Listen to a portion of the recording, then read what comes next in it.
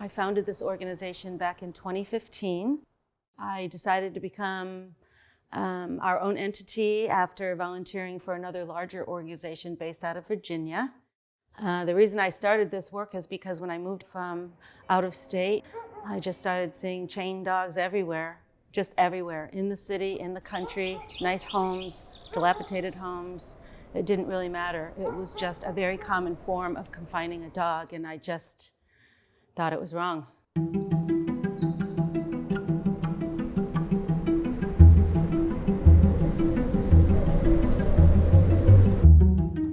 What was it like saving your first dog?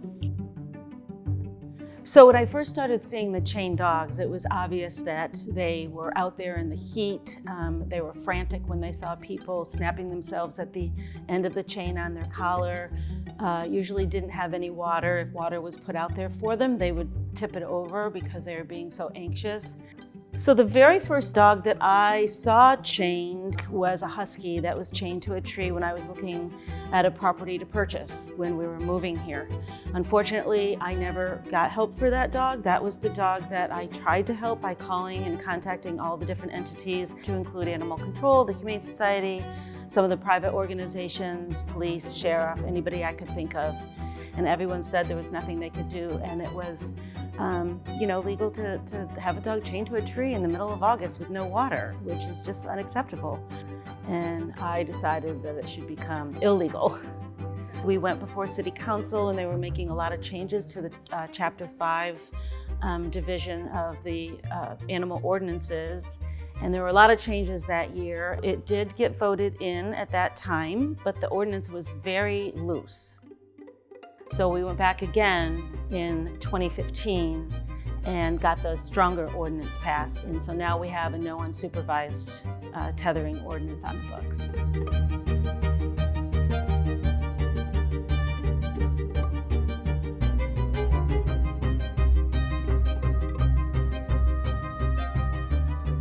So we first bring them to this facility that we're sitting in right here, and we have kennels in one side of the room where most of the dogs will go to. We have a dog coming in just a few hours. So she'll first come over to our facility, she'll get deworming, she'll get a vaccination, probably cleaned up with a bath, get dewormed, flea and tick, all the things, because she will certainly have parasites.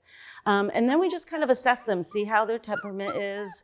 We then start the process of obedience training, walking on the leash, teaching them not to jump, basic obedience like that. And then the idea is to move them into a foster home so that then they can learn how to live in a home and then be available for adoption.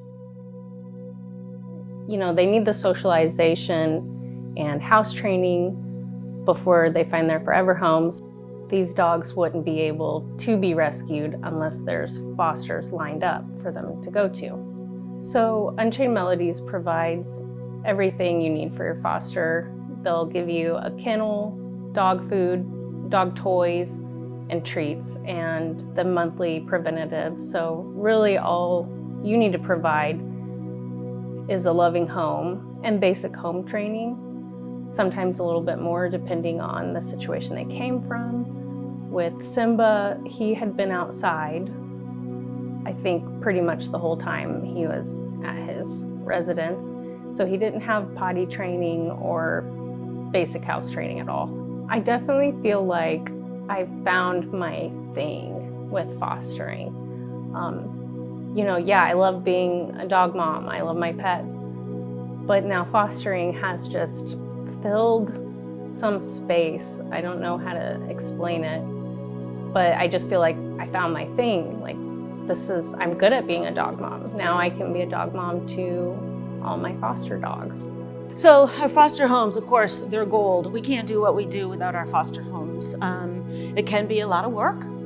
Sometimes people say, oh, just bring the dog in the home and love it. And it's not necessarily true. There is work to be done. You have to finish out the training, and you want to make that foster dog a well-behaved dog, because that's will help it get adopted faster. They have to take them to adoption events. They have to provide us with lots of pictures and profiles, which change. The more time you have a dog, the more their profile might change, because you get to know them a little better. And I just think part of a dog in a foster is so advantageous to an adopter because they really know that dog and they really know how that dog lives in a home. And it just gives the adopter so much information about how this dog reacts to kids, cats, other dogs, riding in a car.